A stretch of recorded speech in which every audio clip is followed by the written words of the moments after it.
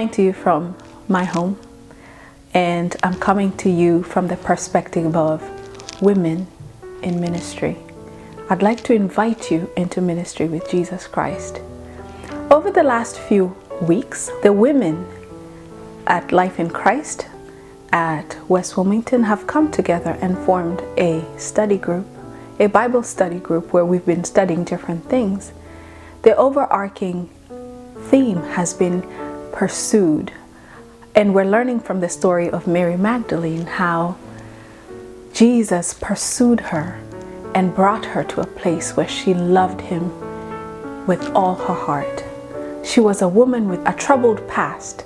She went through a lot of tribulations, and she went through a lot of personal turmoil to get to a point where she could actually trust Jesus.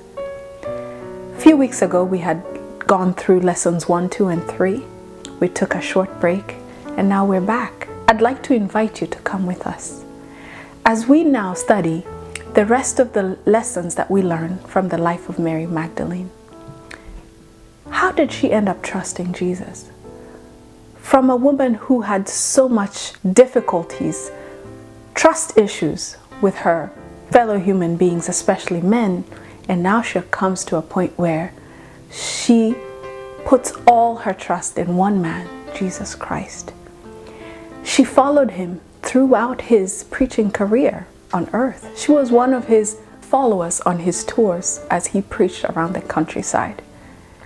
So now we want to see what she does, especially when she faces a personal tragedy.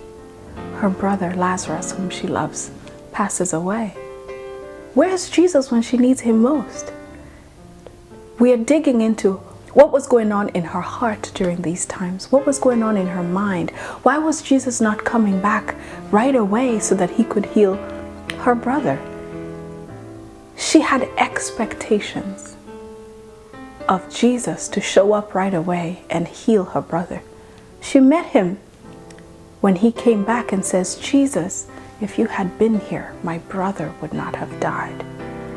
Deep down, she knew that Jesus could have prevented Lazarus' death, but were her expectations wrong? What did Jesus expect of her in return? We're studying this lesson, Pursued.